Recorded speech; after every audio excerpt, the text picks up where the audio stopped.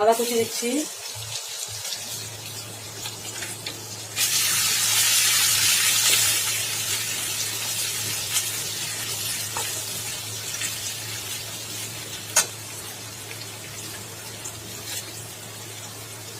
চারটে লঙ্কা কুচি দিচ্ছি,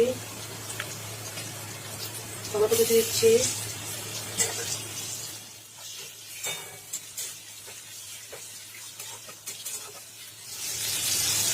হলুদ গুঁড়ো, কাশ্মীরি লঙ্কা গুঁড়ো, স্বাদ মতো লবণ,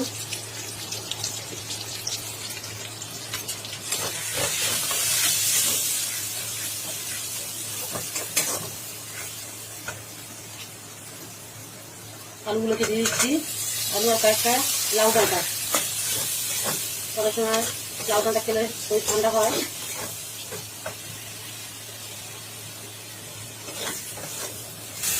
দেখুন আমার কষানো হয়ে গেছে, তেল ছেড়ে দিয়েছে।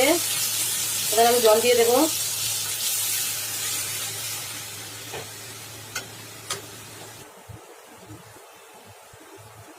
এবার মাছগুলোকে দিয়ে দিচ্ছি। রুই মাছ,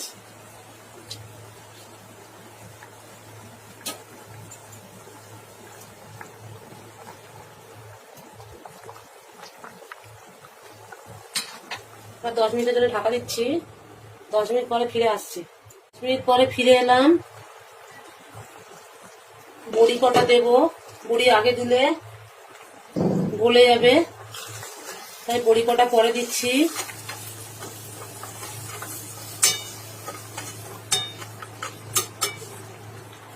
আবার 2-3 মিনিটের জন্য ঢাকা দিয়ে রাখছি, বড়িটাকে একটু সিদ্ধ হোক। ফিরে আসছি।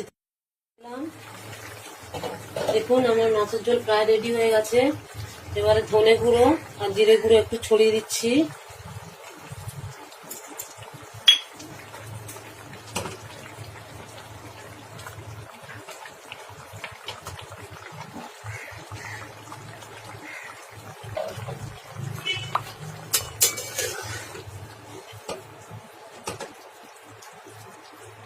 মাছের ঝোল হয়ে গেছে, ঢেলে নিচ্ছি।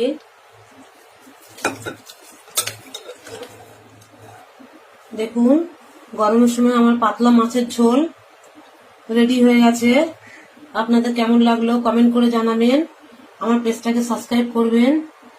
নতুন নতুন ভিডিও পেতে আমার সাথে থাকুন।